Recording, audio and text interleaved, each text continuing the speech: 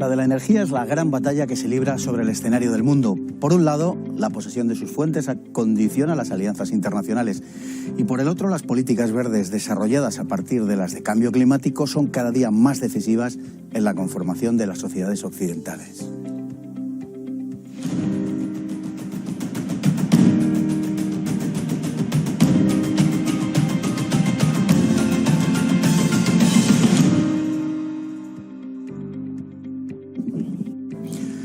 En el mundo actual, ningún país puede ser verdaderamente soberano si no tiene control sobre sus fuentes de energía. En el caso de España, la carencia de combustibles fósiles y de energía nuclear nos deja con nombres y apellidos.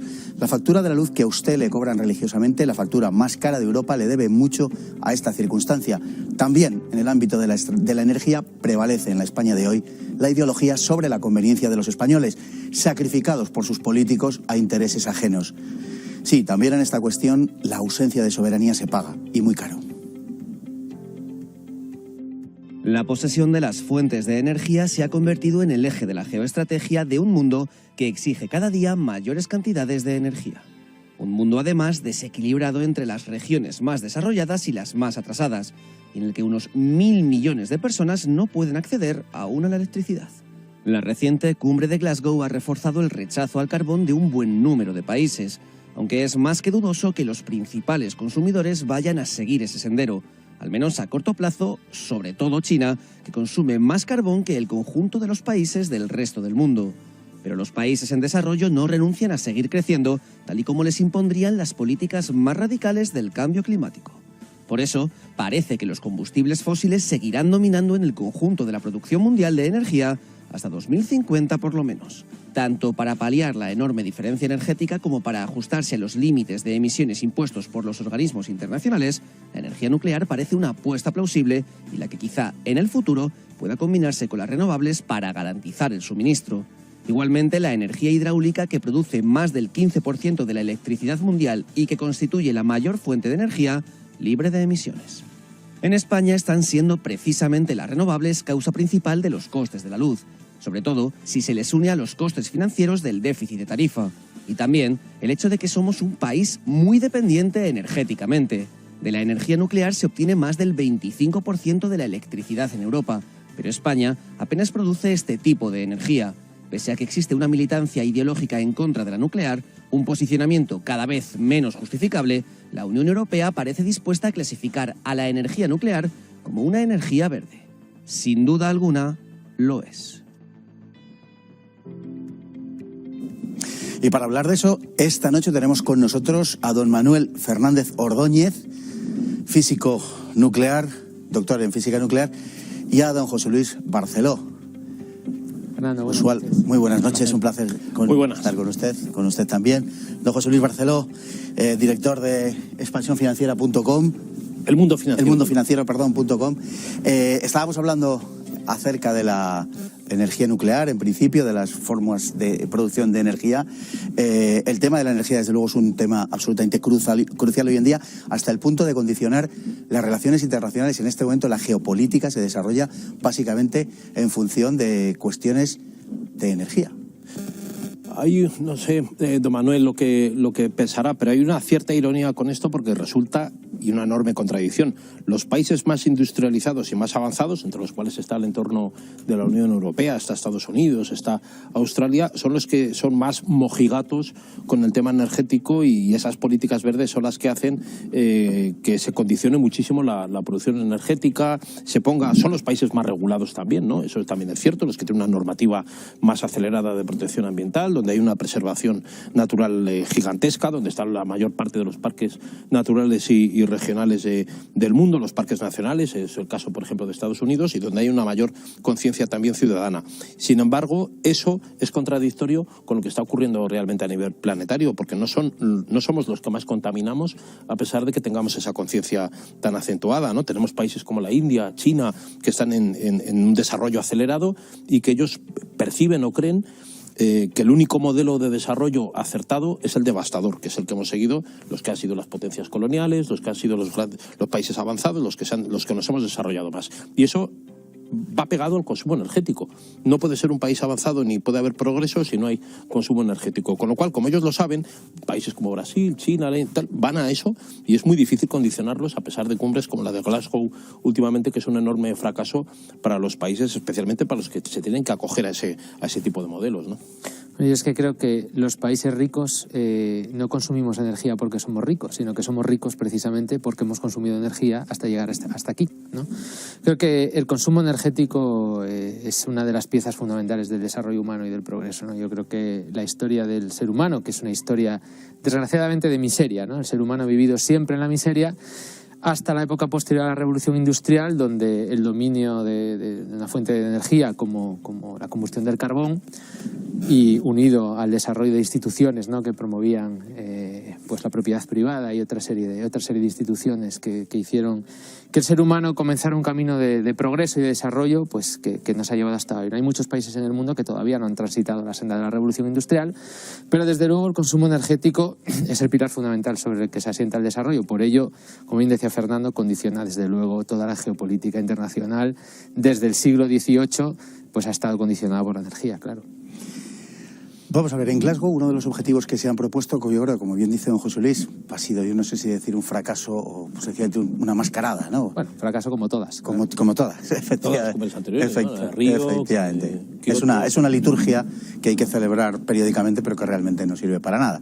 Pero se ha hablado, por lo menos, de una disminución en el consumo de carbón, en la utilización del carbón, que, bueno, al que algunos países intermedios, podemos decir, se han sumado, caso de Polonia, pero los grandes consumidores de carbón, y sobre todo China, la gran consumidora de carbón del mundo, que creo que consume más carbón ella sola que el resto de países del mundo juntos, no parecen haber adquirido ningún compromiso de los que se nos anunciaron con tanto, en fin, a bombo y platillo antes del comienzo de la cumbre. Hay un informe de la Universidad de Uppsala que coincidía se publicó justo un poquito antes de la cumbre de Glasgow, que dice que aunque se combustionara todo el carbón que existe en las reservas y todo el petróleo, no sería suficiente para darle la vuelta a un cambio climático real. O sea, que si pusiéramos todo ese carbón y todo ese petróleo a quemarse, no lo conseguiríamos darle la vuelta a la situación climática del planeta, lo cual también nos lleva a pensar, fíjate que se sabe además que la masa forestal y la cantidad de vida biológica que hay sobre el planeta no es este momento en el que estamos uno de los más extensos, está casi desértico si lo comparamos con el carbonífero o con el jurásico, y el carbón y el petróleo del que extraemos esto corresponde a enormes incendios que hubo en aquellas épocas, que eran a lo mejor estaban devastándose esos incendios durante meses, ¿no? Eran meses incendiándose, y ahí es el carbón actual que nosotros volvemos a quemar, con lo cual es un poco sin tener datos.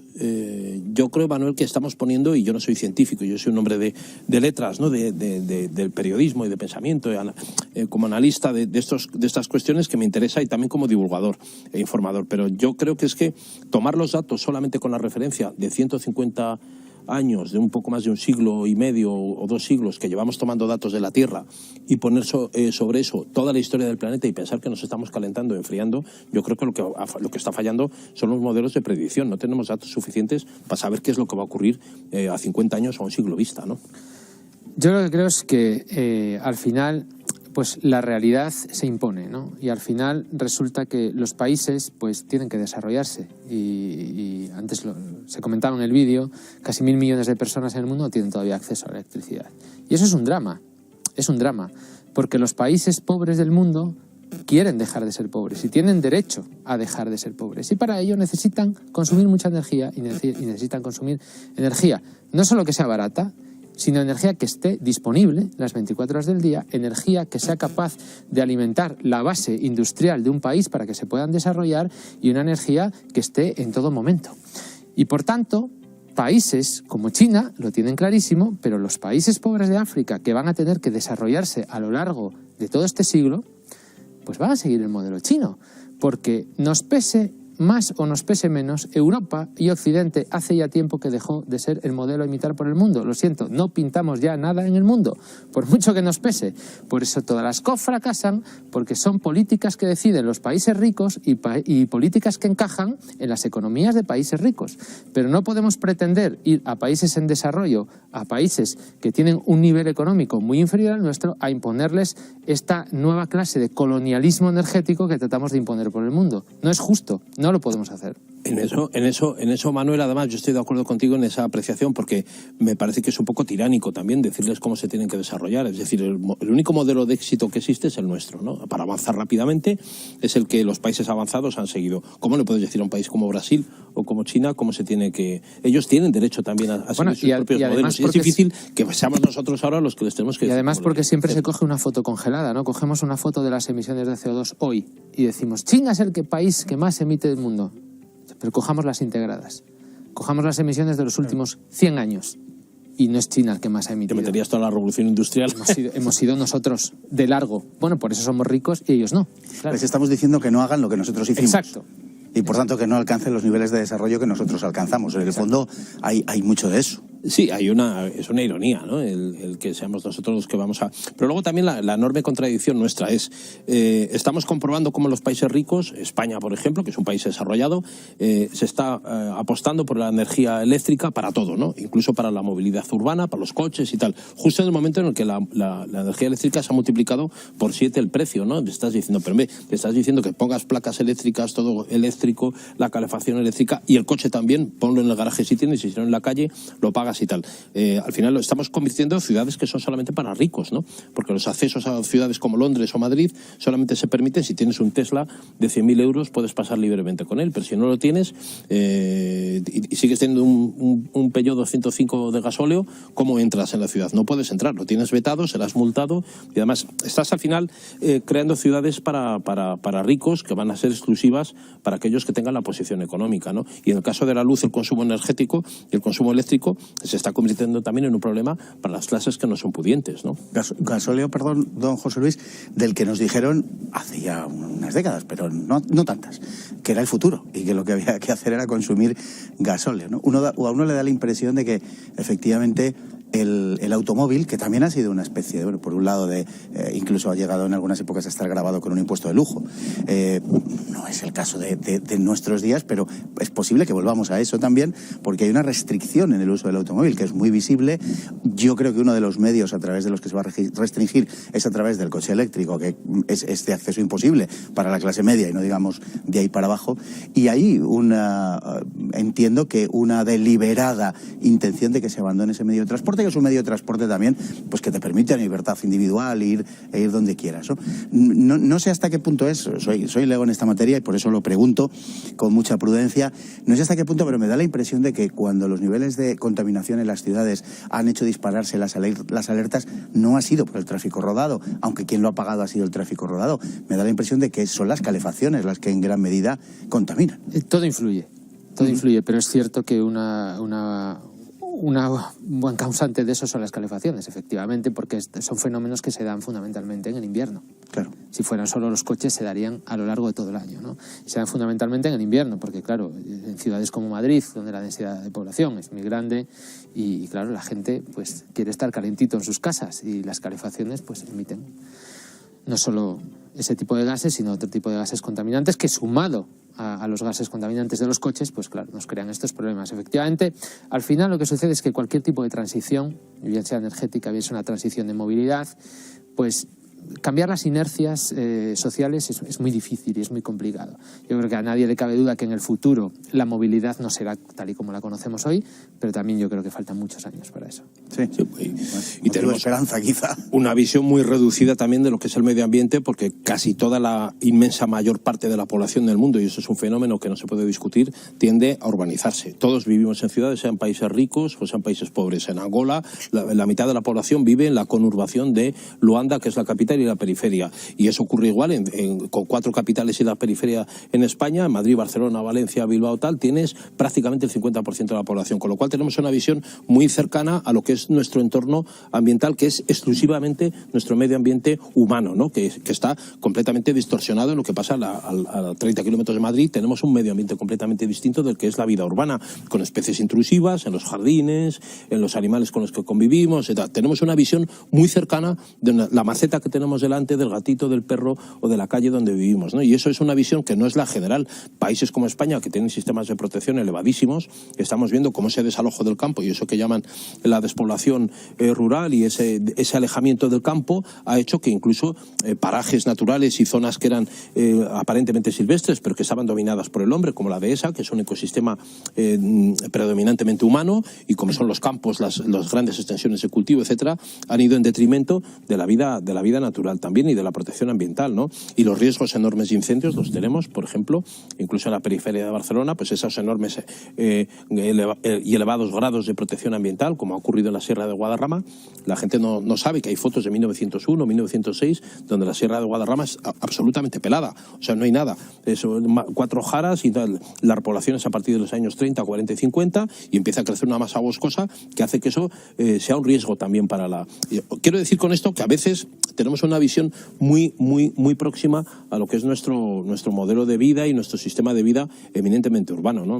Hay que desconfiar de los que se preocupan más del geranio, del perrito, que de las personas, ¿no? Y esto tenemos una visión del entorno ambiental de bicicleta en el ámbito rural que se va distanciando cada vez más de lo que percibe la poca gente que queda en el campo y que vive de otra forma, ¿no? La vida rural es muy distinta de la vida urbana. Bueno, de hecho, el fenómeno ecologista, en términos político-ideológicos para entendernos, es un fenómeno esencialmente urbanita, que no deja de ser una cosa llamativa, pero es cierto que sí. Les quiero llevar al terreno de la energía nuclear, porque en los últimos tiempos ha sonado con en particular fuerza la alternativa de la energía nuclear. Parece que hay como una especie de eso que se llama revival, ¿no? De resurrección, de utilización de la energía nuclear como energía verde. Es que lo es. Quiero decir, están descubriendo un poco, si se me permite, el vaso de agua, ¿no? Es una energía limpia, una energía potente, una energía barata, una energía que no incide en el medio ambiente, que no produce CO2, una energía que es limpia donde la haya. Está el problema de los residuos, podemos hablar luego de eso, pero que es un problema mucho menor en comparación con lo que era hace unas décadas. Pero parece que la Unión Europea ahora la ha redescubierto. Bueno, es que decir que la energía nuclear es verde es casi un pleonasmo. O sea, es obvio que la energía nuclear es una energía verde atendiendo a los criterios con los que consideramos que una energía es verde o no. Y es lo que acaba de decir el organismo científico de la Unión Europea, ¿no? Al final, en la Unión Europea estaban decidiendo si la energía nuclear debería entrar en el taxonomy y debería ser considerada como energía verde o no. Para entrar en ese taxonomy de la Unión Europea había unos criterios que cumplir, X criterios, y se le preguntó al JRC, que es el organismo científico de la Unión Europea, si la energía nuclear cumplía o no cumplía esos criterios. Y la respuesta fue contundente, ¿no? Fue decir, no solo los cumple, sino que los cumple más que otras energías que sí habéis metido en el taxonomy, ¿no? Por tanto, efectivamente, la energía nuclear es una energía que no emite gases de efecto invernadero, es una energía que puede generar electricidad de forma masiva, estable, 24 horas del día, independientemente de factores climatológicos, que reduce la dependencia exterior, que no nos hace depender de los combustibles fósiles de países con dudosas democracias, ¿no? y de poco fiar, como estamos viendo, ¿no? Con el problema de Rusia en la actualidad. Y claro, prescindir en la actualidad de una energía que produce el 26% de la electricidad de Europa y el 50% de la electricidad libre de emisiones de Europa, pues es algo que es inconcebible, es algo que desde el punto de vista racional no se puede comprender, ¿no? Al final, la energía nuclear en Europa y en el mundo genera aproximadamente la misma electricidad que generan las energías renovables variables, estoy hablando de la eólica y la solar. Y todos estos últimos años, desde el año 2010 aproximadamente, incluso antes, ¿no? 2006, 2007, 2008, hasta ahora, los países europeos, que nos lo hemos podido permitir, porque somos, insisto, países ricos y estamos tratando de resolver problemas de ricos, no nos olvidemos, hemos invertido decenas, centenas de miles de millones de euros en apoyo a unas energías renovables, que está muy bien, es parte de la política energética, vamos hacia esa transición y las energías renovables son absolutamente necesarias. Pero después de todo ese esfuerzo de centenas de miles de millones de euros, siguen produciendo lo mismo que produce la energía nuclear. Por tanto, eliminar ahora mismo la energía nuclear, como se pretende hacer en España, es como volver de nuevo a la casilla de salida y no haber hecho absolutamente nada. Te estás quitando casi la mitad de la energía, en Europa, la mitad de la energía que no emite CO2. Yo creo que va en contra de todo lo que se persigue, ¿no? Si hubiera que ir, como dice don Manuel, a una producción energética que tuviera cero emisiones de gases de efecto invernadero, habría que apostar 100% por la energía nuclear, ¿no? Que es un poco la ironía también del asunto. Si tú quisieras emitir cero, dirías, lo mejor es que además son centrales, son reactores que pueden estar funcionando el 90% del tiempo sin ningún problema, o sea, pueden estar produciendo energía permanentemente, ¿no? Pero luego también la enorme contradicción de países como España, que no quiere ver la viga en el ojo propio, pero sí ve la paja en el ajeno. España compra el excedente nuclear, el excedente de producción eléctrica de origen nuclear que tiene Francia, intentando hacer ver que España, que nosotros no producimos energía eléctrica de origen nuclear, ¿no? Y vamos a un camino sin salida, como decía don Manuel, en el que estamos renunciando a las centrales nucleares. Bueno, esto además también va en línea opuesta a lo que otros países como China o la India, por ejemplo. China creo que en un par de años va a tener 65 reactores nucleares. España debe tener ahora 7, ¿no? En España tenemos vivos 7. China tiene 52 claro, y 14 en Rusia está construyendo tal, incluso Ucrania con el accidente de Chernóbil está construyendo un par de... Ucrania acaba de firmar un contrato con Westinghouse para construir reactores. Un par de reactores más, con lo cual los países que están en desarrollo y quieren tener energía barata y, por cierto, no depender de otros países, como puede ser en el caso del gas de Argelia, de Marruecos, de tal, y la tiranía de Europa del Este, lo que está ocurriendo con Rusia, si nos deja o no, si nos pone el grifo y nos lo pone más caro. Todo esto son falta de independencia, que bueno, lo estamos viendo que en Francia es lo contrario, ¿no? Están apostando por el 50% prácticamente de la producción eléctrica francesa es de origen nuclear. 70. El 70, bueno, pues el 70, ¿no? Yo tenía el dato mal. Yo pensaba que era en torno al 49, el 50. 76. El 76. Les sobra, porque nos venden a nosotros. Sí. Nos venden a nosotros. Se nota. Bueno, díganme ustedes entonces, si esto es así, que lo es, ¿por qué los que pretenden que se adopten medidas radicales contra el CO2 y los más radicales partidarios de terminar con detener el cambio climático o lo que llaman el cambio climático, ¿por qué son contrarios a la energía nuclear? No digo que todos, pero sí los que expresan sus posiciones de un modo más radical, normalmente lo acompañan de una oposición a la energía nuclear. Bueno, yo creo que, como comentaba al principio de mi intervención, la energía está en la base del desarrollo humano. Y al final, ciertos grupos, sobre todo muy radicales en este tema, que vienen sobre todo de la herencia de los grupos neomalthusianos que empezaron a surgir en los años 60 en Estados Unidos, pues al final consideran al ser humano casi que como un virus para el planeta. Y al final esto no va de emitir CO2 o no emitir CO2, desgraciadamente, va de algo mucho más profundo. Va de implantar una estrategia, una política de decrecimiento donde el ser humano deje de crecer. Y eso se consigue quitándole al ser humano la energía. Se oponen a la energía nuclear precisamente porque es la energía capaz de producir electricidad de forma masiva, estable e independientemente de factores climáticos. Estos grupos radicales suelen tener un referente que es el doctor Paul Ehrlich, ¿no? Que escribió The Population Bomb. Que no acertó ni una. No acertó ni una, lleva toda la vida sin acertar ni una, pero lo dijo claramente. Dice, cito textualmente, dijo, darle una fuente de energía barata y abundante a la gente es como darle un rifle a un mono. Entonces, desgraciadamente se trata de esto, desgraciadamente se trata de ralentizar las economías y entrar en unas políticas de decrecimiento donde el ser humano deje de progresar y deje de crecer porque somos un virus para el planeta. Entonces yo creo que desafortunadamente estamos recorriendo esa senda. Y es una senda que los países pobres no van a recorrer con nosotros, no la van a recorrer porque tienen otros problemas mucho más serios de los que ocuparse. Son los países además que poblacionalmente más crecen. Faltaría, a esto que está aportando don Manuel, faltaría el móvil, que es para qué querríamos algunos, para qué querrían algunas potencias o para qué querrían algunos países que hubiera un decrecimiento, porque no tendría mucha explicación y mucho sentido, sería ir para atrás al progreso y tal.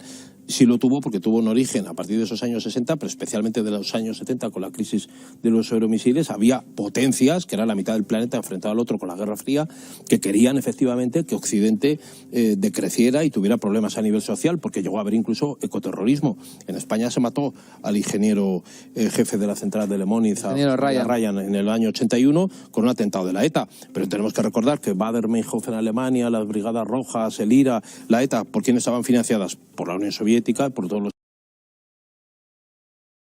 protestaban contra las centrales nucleares o los euromisiles alrededor de Moscú o en Kiev, protestaban en Londres, en Madrid, en Berlín, etcétera, ¿no? Donde estaba además la frontera de esa Alemania dividida y tal. Eso tenía un móvil político que era pues perjudicar los intereses del bloque occidental, en concreto de la OTAN y de los aliados de las potencias occidentales, entre los cuales España todavía sigue encuadrado, ¿no? Pero esa es la realidad. O sea, hubo ecoterrorismo, había grupos ecologistas financiados por el KGB, por el rublo ruso, y eso es verdad. Bueno, se financiaban con dólares falsos, ¿no? No les quepa duda que si mañana descubriéramos una fuente de energía absolutamente nada contaminante, capaz de abastecer la electricidad del mundo de manera inagotable, estarían en contra. No tenemos dudas. Ha descrito perfectamente las razones, los motivos, el proceso de por qué hay una serie de grupos que lo que pretenden es una regresión de la especie humana. Y lamentablemente me temo que es gente que hoy, en nuestros días, tiene mucho poder. Mientras tanto, nosotros nos vamos a ir a publicidad, volvemos con la mayor celeridad posible y continuamos hablándole de esto y de otras cosas, del gran apagón, de la factura de la luz y de cosas que creo que les van a interesar mucho. Venimos enseguida.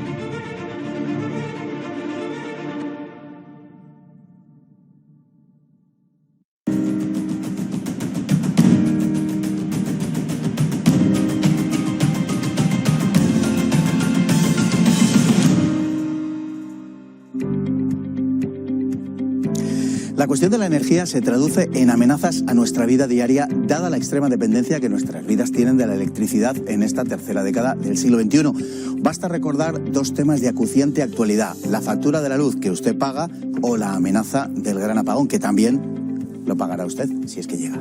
Vamos a verlo.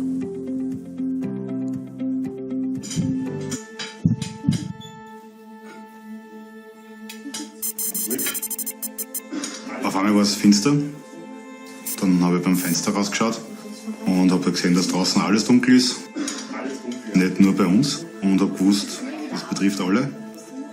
Zum Glück weiß ich, wo unsere Taschenlampen liegt und habe es gleich gefunden. Sollte man zu Hause haben? Vor allem langhaltbare Lebensmittel. Reis, Getreide, Vollkornbrot, Wasser nicht vergessen, Trockenmilch, 2 Wochen sollte man schon zu Hause haben. Este es un anuncio del gobierno austríaco a través del cual quieren concienciar a la población de que se va a producir un gran apagón. El gobierno austríaco ha dicho que no es una posibilidad o una probabilidad, sino que es una certeza, y ha llegado a establecer que desde este momento, en 2021 hasta 2025, eso va a tener lugar sin duda ninguna. Bueno, yo no sé en qué se basa el gobierno austríaco para decir eso. Yo, desde luego, en el sistema eléctrico español, a mí me resulta difícil de imaginar que pueda haber un gran apagón masivo que deje a todo el país sin electricidad. Nosotros tenemos un sistema eléctrico que es de los mejores del mundo y tenemos que sentir orgullo diciéndolo. Tenemos un sistema eléctrico magnífico, con una robustez y una resiliencia enorme.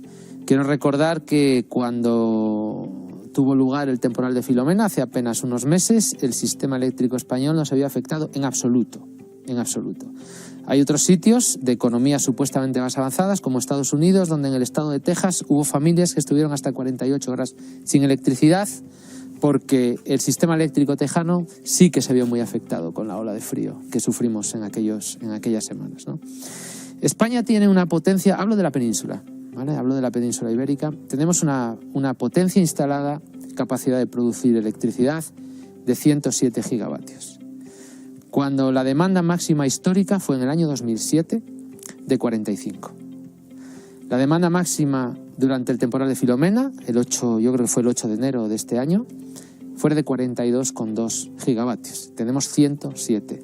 de potencia instalada. Tenemos casi el triple de lo que necesitamos para abastecer la demanda eléctrica. De esos 107 es cierto que casi 40 son de renovables variables, eólica y solar, que ante un evento de estas magnitudes puede que haya viento, puede que no, y durante el día habrá sol sin duda, por la noche sin duda no lo habrá.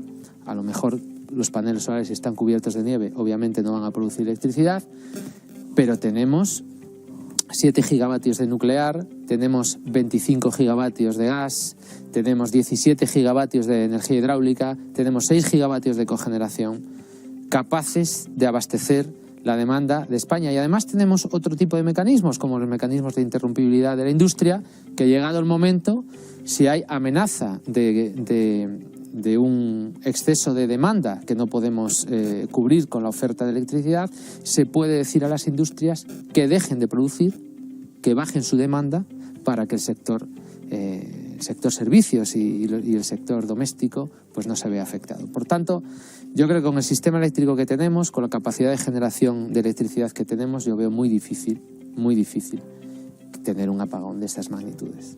Al hilo de lo que ha comentado, déjeme preguntarle una cosa que ha sido de actualidad hace casi unas horas, unos pocos días. Han sido las declaraciones de Pablo Casado, el líder del Partido Popular, acerca de la imposibilidad de almacenar energía, refiriéndose básicamente a las renovables. Sí. Y como supongo que usted sabrá, pues ha sido objeto de burlas y mofas en toda la red. Yo creo que lo que dijo el señor Casado es una obviedad. Y además era absolutamente cierto. Yo la verdad es que no entiendo de dónde venían todas esas mofas. Yo no sé si es que una buena parte del país realmente creía que la electricidad renovable la almacenamos en baterías para luego soltarla por la noche, porque no es así. La electricidad, solo hay 4 maneras de almacenarla. Una es en baterías, no están desplegadas de manera masiva, no son una realidad tecnológica a día de hoy, lo serán, sin duda, pero hoy no lo son. La podemos almacenar en sales fundidas, que es lo que hacemos con la energía termosolar en España, pero tenemos muy poca potencia instalada y además es extraordinariamente cara. La podemos almacenar en otros tipos de energía, como por ejemplo producir hidrógeno, ¿vale? Pero también es algo que no está desplegado de manera masiva en la actualidad, también lo estará en el futuro, pero no a día de hoy. Y por último, la cuarta manera es almacenarlo en energía hidráulica reversible, tener 2 pantanos a distintas alturas, liberas agua desde la cota superior, produces electricidad, la almacenas en un embalse más abajo y cuando la electricidad está muy barata o hay excedente de energía, la vuelves a bombear hacia arriba para soltarla al día siguiente. En España también tenemos de esto, pero tampoco es algo que puedas instalar de manera masiva porque no puedes hacer pantanos en todos los sitios, porque no tienes la geografía indicada para ello. Por tanto, es una obviedad lo que dijo el señor Casado. Sin embargo, parece ser que había mucha gente que de verdad creía esto. Yo creo que, bueno, si sirvió para hacerles bajar a la realidad, pues bienvenidas sean las declaraciones. Yo creo que no sirvió.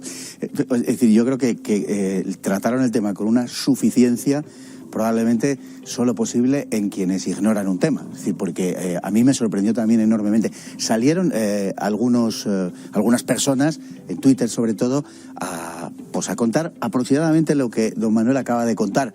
Y bueno, acallaron ciertamente algunas bocas, pero de lo que se trataba en definitiva era de producir un determinado efecto en la opinión pública, que era el de reducir a objeto de la risión al señor Casado, y en ese sentido hay que reconocer que lo consiguieron. No obstante, hay que decir que la verdad, en este caso, está del lado del señor Casado, es decir, que hoy no tenemos esa capacidad, que es a lo que se refería Pablo Casado. Claro, no tenemos motivos para pensar que pueda llegar a haber ese gran apagón, por lo menos en España no parece que los tengamos, a lo mejor en Austria lo han valorado de otra manera, y yo creo que sí que habría que estar en la tesitura de tener un plan B, porque si eso puede ocurrir, tampoco pensábamos que iba a llegar la pandemia, el COVID y tal. España tenía y tiene uno de los mejores sistemas sanitarios del mundo, tenemos, como dice don Manuel, uno de los mejores sistemas eléctricos del planeta, pero si eso ha ocurrido en Texas y hace 3 o 4 años hubo un apagón en Italia también, con un sistema parecido al nuestro, a lo mejor que Austria esté especulando con que pueda haber ese apagón en el momento que estamos con extorsiones por parte de algunos países al suministro energético, con precios del gas elevados, tal. Es verdad que España tiene una reserva y ha comprado hace poco, además, más reserva de Sí, gas. lo ha aumentado casi el doble. Tenemos casi 40 días. Reservas para más de 2 meses, ¿no? O en torno a eso. Pero que bueno, que a lo mejor tener ese plan B no estaría mal, pensando la extorsión o el chantaje al que están sometidos países como España, que tiene una dependencia enorme energética de fuera y no tiene una autosuficiencia, que por cierto podría tenerla. Pantanos, lo comentaba don Manuel, prácticamente no se pueden hacer más. Alrededor de Madrid ya no caben más pantanos de los que tiene que abastecer la energía de la capital, y no se puede, ni el agua tampoco. Las reservas de agua son las que hay, pero no se pueden construir. Ya te tienes que ir a Guadalajara, a otras cuencas, en otras comunidades autónomas para tener esas reservas. Es difícil ya hacer más pantanos de los que España tiene, ¿no? Y ahí, y además también a lo mejor sería políticamente incorrecto. Es que no sé si contaríamos con las autorizaciones, el visto bueno ciudadano, las cuencas hidrográficas y los parques nacionales. Habría unos problemas enormes. No le quepa duda de que no. No lo podríamos hacer. Sería muy complicado. Con lo cual lo que tenemos es lo que tenemos. Sin embargo, las eléctricas, al hilo de lo que ha dicho Manuel, que me parece absolutamente razonable y deseable, por supuesto, sobre el gran apagón en España. Sin embargo, las eléctricas sí avisaron al gobierno hace unas semanas acerca de que a finales de enero, supongo que echarían cuentas de la situación climatológica que suele darse en esas fechas, a finales de enero sí podría darse esa situación en España. Nos dejó a todos bastante pasmados el aviso. Desconozco esas, no lo he visto, la verdad, desconozco esas declaraciones. Yo creo que tenemos, lo decía don José Luis, tenemos reservas de gas que hemos aumentado porque eran menores, hemos aumentado las reservas de gas a 40 días y me gustaría decir que efectivamente estamos a merced de esos eventuales chantajes que nos puedan hacer otros terceros países, pero también me gustaría decir que es un autochantaje que nos hemos hecho nosotros a nosotros mismos, claro, porque nadie nos ha puesto una pistola en la cabeza para basar nuestro sistema energético en el gas. Claro. Es algo que hemos decidido. A Francia no se lo han hecho. Es algo que hemos decidido y es algo que tiene nombres y apellidos y está en la Moncloa. Por tanto, que nosotros tengamos dependencia del gas argelino, pues es algo que hemos decidido. No lo hemos decidido hoy, porque tenemos una serie de potencia instalada de gas que viene de unas inversiones de hace ya unos cuantos años, pero basar el Plan Nacional Integrado de Energía y Clima en que vamos a seguir teniendo el mismo gas, que es el que va a hacer de respaldo a la gran inversión en energías renovables que se pretende hacer en los próximos años, a la vez que se establece un plan de cierre, un calendario de cierre de las centrales nucleares, pues no parece de recibo con la que está cayendo. Así es. Lo de la Moncloa me ha hecho recordar algo, y es que una parte de la factura de la luz, una parte importante de la factura de la luz se va en renovables, se va en la prima de las renovables. Me gustaría que lo explicaran para la opinión pública, que pueda entender verdaderamente por qué se ha disparado el precio de la luz, que son sin duda varios factores, no es solamente uno, pero lo que aquí está jugando en esta partida, la importancia que está jugando las renovables, y recordar también que, si no me traiciona la memoria, las renovables fueron algo así como la última acción, esa prima, las renovables, acción de gobierno del señor Aznar, antes de marcharse el 12 de marzo o algo así del fue el Real Decreto, el 436 de 2004, que es el que instaura las primas al régimen especial, que pone primas del 575% a la energía solar fotovoltaica. Ese yo creo que es del 11 o del 12 de marzo. Sí, del 2004. El 2004. Es decir, que todavía estaba el gobierno, no en funciones, no se había celebrado todavía. Había sucedido lo que había sucedido el día 11, exacto, pero no se habían celebrado las elecciones, ¿no? Uh-huh. Entonces, es una parte importante de lo que estamos pagando todavía. Estos pueblos vienen de aquellos lodos. Bueno, o al revés. Yo creo que hay que separar los dos conceptos, ¿no? Un concepto es las primas a las energías renovables, que desde el año 2004-2005 hemos invertido aproximadamente unos 100.000 millones de euros en primas a las energías renovables. Es una barbaridad. Es una barbaridad. Pero eso tiene poco que ver con la subida de la luz que estamos experimentando estos últimos meses, ¿vale? Todo contribuye, obviamente. Al final lo que estamos pagando los ciudadanos en la factura de la luz son aproximadamente unos 7.000 millones al año en primas al régimen especial, que no son solo renovables, son las energías renovables, la cogeneración y los residuos. La cogeneración es gas. No nos olvidemos que en España estamos pagando primas por quemar gas, que hay que decirlo, ¿vale? Esos son unos 7.000 millones de euros al año, más o menos, y luego estamos pagando otros 2.000 aproximadamente de cuantías de déficit de tarifa. El déficit de tarifa que surgió porque en España los políticos no tuvieron el coraje en su momento de hacernos pagar por la luz lo que realmente costaba. O sea, estaban metiendo partidas políticas, coste político en el recibo de la luz, pero no trasladaban ese coste político a los ciudadanos y por tanto se incurrían en un déficit de tarifa. Déficit de tarifa que por supuesto debían pensar que no lo iba a pagar nadie, pero lo íbamos a pagar los de siempre y además con intereses. Eso suma aproximadamente unos 10.000 millones de euros cada año que estamos pagando en el recibo de la luz. Eso por un lado. Y por otro lado está la subida de los últimos meses, la subida reciente del precio de la luz. Yo recuerdo cuando fue Filomena, a principios de año, los políticos no hablaban de otra cosa. No sé si recuerdan los esfuerzos de todos los políticos en materia gastronómica por tratar de explicarnos si la luz eran aguacates, fresas, champán o manzanas. Sí, no sé si lo recuerdan, ¿no? Sí. La luz llegó a tocar un precio de, yo creo que 80 o 90 euros el pool eléctrico, hablo de memoria, no lo recuerdo bien, pero bueno, se disparó el pool eléctrico. No se ha hablado de otra cosa en la prensa. Aquello pasó, la luz bajó otra vez a las 3 semanas y se olvidaron y a otra cosa hasta que nos ha vuelto a pillar la realidad de la que ya llevábamos avisando mucho tiempo, ¿no? Y lo que ha pasado fundamentalmente son dos cosas. Uno, una alta volatilidad y unos altísimos precios del gas en los mercados internacionales y unos altísimos precios de los mercados de derechos de emisión de CO2 de la Unión Europea, que es el siguiente tiro en el pie que nos estamos pegando a la Unión Europea. Cobrarnos a nosotros mismos por emitir CO2. Enorme. Eso lo que ha hecho es que, claro, el gas ha tocado la semana pasada los 100 euros y los derechos de emisión han tocado 67 euros y eso hace que el gas, que volvamos a recordar, es en lo que el gobierno pretende basar la generación de energía eléctrica en España, en el gas, es el respaldo a las renovables. Se necesitan 2 megavatios hora de gas para producir 1 megavatio hora de electricidad. Por tanto, si el gas está a 100 euros en el mercado, eso ya te da 200 euros por megavatio hora en el pool eléctrico. Ahora métele costes de operación y mantenimiento, costes de amortización del capital y los costes del CO2, que son otros 20. Pues se te pone el pool en lo que lo tenemos hoy, 220, 230 euros megavatio hora. Lo grave es que no se prevé que los precios del gas bajen mucho a corto plazo y desde luego lo que nos dicen los futuros del gas es que todo el año que viene vamos a estar en precios por encima de 40. Cuando en diciembre, hace un año, el gas estaba a 15. Precios de 40 nos va a dar un pool en el entorno de 80, 90, 100 euros megavatio hora durante todo el año que viene. El pool, el precio mayorista del mercado eléctrico del año pasado, de todo el año, fue de 36. Y ese es el problema fundamental. Y tenemos la cuestión además política que tiene unas enormes implicaciones para España del norte de África. El gas, hablamos del gas, hablamos de Argelia, hablamos del gasoducto que Argelia no ha querido mantener pues porque se beneficiaba de él Marruecos y ha intentado que España jugara un papel Marruecos. Y que ha condicionado.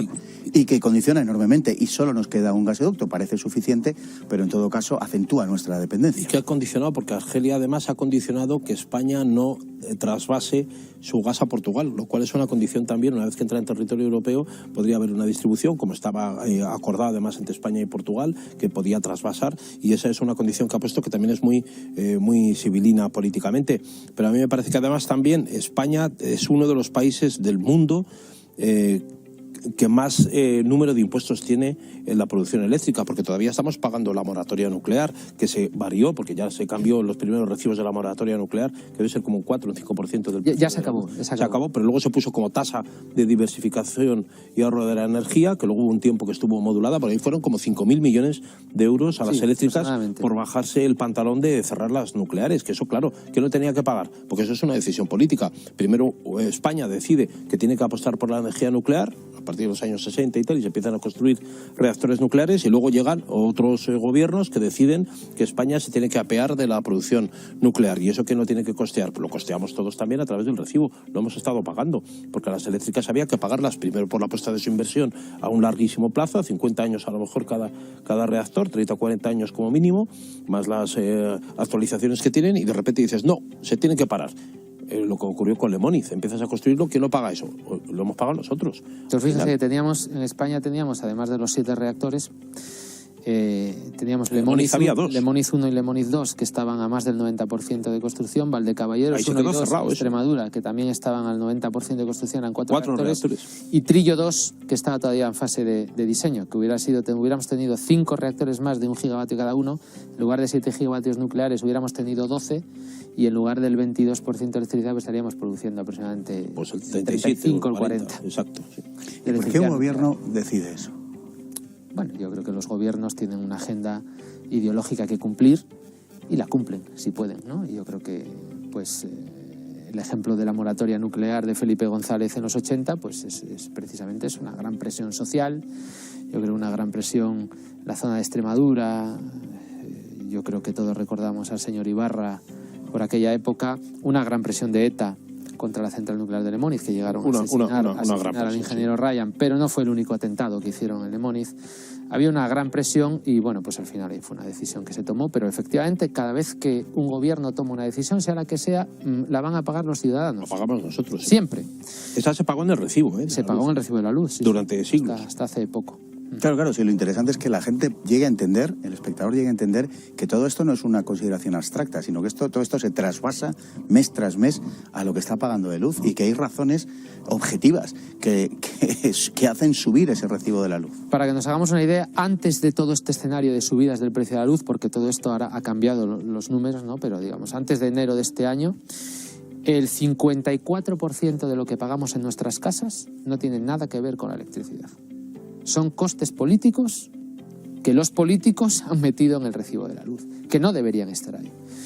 Deberían estar en presupuestos generales del Estado, ya que son costes políticos, y luego que teníamos una altísima carga impositiva en el recibo de la luz. Teníamos el recibo de la luz con un IVA al 21%, que es cierto que ahora se ha bajado al 10%. ¿Y casi no se nota? No, casi no se nota, no se nota en absoluto, porque efectivamente, si estamos diciendo que bajamos el IVA a la mitad, pero la electricidad en el mercado mayorista se multiplica por 6, claro, pues el Estado, incluso bajando el IVA a la mitad, recauda más que antes. Si estamos diciendo que el precio de las emisiones de CO2, que también recauda el Estado, se ha multiplicado por 2, pues el Estado recauda más de CO2. Por lo tanto, efectivamente, todas las medidas que ha tomado el Gobierno, desafortunadamente, pues los ciudadanos no las hemos visto en el recibo de la luz. Hay otro asunto, nos quedan unos 4 minutos, pero no me resisto a preguntarlo porque hay otro asunto que tiene un cierto paralelismo con el precio de la luz, que es el precio de los carburantes. Es un poco parecido hasta cierto punto, ¿no? Y se da un fenómeno que al ciudadano siempre le deja estupefacto, y es que cuando sube el precio del petróleo en el mercado, el precio de la gasolina sube, pero cuando el precio del petróleo en el mercado baja, el precio de la gasolina no baja. Yo, en el tema del petróleo, no soy un experto, no me puedo pronunciar. Lo único que puedo decir del petróleo es que nuevamente la mitad del coste son impuestos. Exactamente. En España la mitad del coste son impuestos, en otros países como Estados Unidos no, pero eso no alienta mucho ni que se consuma más ni menos, ¿no? Porque la gente tiene esa dependencia del vehículo.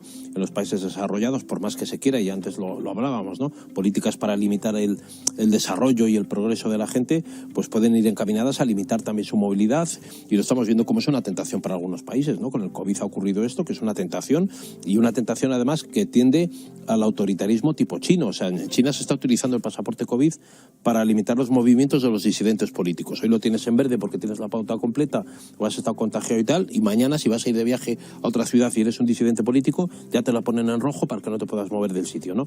Y no puedas coger. Entonces, el tema del coche y las gasolinas podrían ir por ahí. Quien quiera especular con ese asunto tiene desde luego elementos para hacerlo, ¿no? Pero a mí me parece que ahora mismo los fabricantes de coches no están tampoco en su mejor momento, ¿no? Lo estábamos hablando de las centrales nucleares, de las compañías eléctricas, estarán pasando mal porque además encima los políticos les han echado la culpa. O sea, lo hemos visto que alguna ministra ha lanzado vituperios contra las compañías eléctricas, que estaban ganando más que nunca, cuando ellos, en fin, con estas grandes compañías que son de contador, pues es muy fácil echarles la culpa, ¿no? Pero esto ocurre también con las petroleras. Tienen una malísima prensa, cuando están en un momento que está muy cuestionado también, ¿no? Los motores de combustión a largo plazo no parece que tengan una vida futura muy larga, ¿no? Y se está dificultando incluso la compra. La gente está demorando la decisión de comprar un vehículo porque no sabe lo que va a pasar, si tiene que apostar por un híbrido, por un eléctrico, espérate un año más, no voy a cambiar mi coche por esto. Les ocurre a los taxistas, les ocurre a los panaderos y les ocurre a todos los que nos tenemos que mover con coche, ¿no? Para desplazarnos a nuestro trabajo. El motor de combustión es un motor, ya sea en gasóleo o en gasolina, que tiene una dificultad ahora de comercialización muy grande, ¿no? Y una estrategia de comercialización muy grande. Yo, hablando con el presidente de un fabricante aquí en España, me decía que además, y me lo confesaba porque yo le planteé algunas dudas, y me decía: sí, José Luis, efectivamente el tener un motor híbrido es absolutamente ineficiente. O sea, tener un utilitario que tiene 2 motores para moverse por una ciudad, en el fondo es una gilipollez. Pero como es la tendencia y la moda, claro, a ningún ingeniero alemán se le habría ocurrido en 1890 construir un coche con 2 motores. Y dice: hombre, para mover esta mierda de coche no hace falta tener 2 motores, uno eléctrico y otro de combustión, aunque sea hidrógeno. O sea, es una tontería. Esto pasará un tiempo y se verá que era una apuesta absolutamente ineficiente. Es transitoria, sirve para un momento de una tendencia política de un determinado momento, pero por desgracia no va a ser la solución, evidentemente, ¿no? Yo, de todos modos, yo creo que efectivamente es muy fácil echar las culpas de todas las grandes corporaciones, pero las corporaciones siempre, claro, cotizan todas en el IBEX, sus cuentas están auditadas, sus cuentas son públicas y sus balances se pueden ir a ver. Y uno puede ir a ver qué márgenes ha tenido Repsol en España, o qué márgenes ha tenido Iberdrola, o qué márgenes ha tenido Endesa, y qué márgenes ha tenido el gobierno con la tarifa de la luz. Porque podemos decir que las eléctricas nos roban y que las eléctricas ponen la luz muy cara, pero uno, no son ellas, y segundo, los márgenes de las eléctricas son irrisorios al lado de los márgenes que se lleva el gobierno en la tarifa de la luz.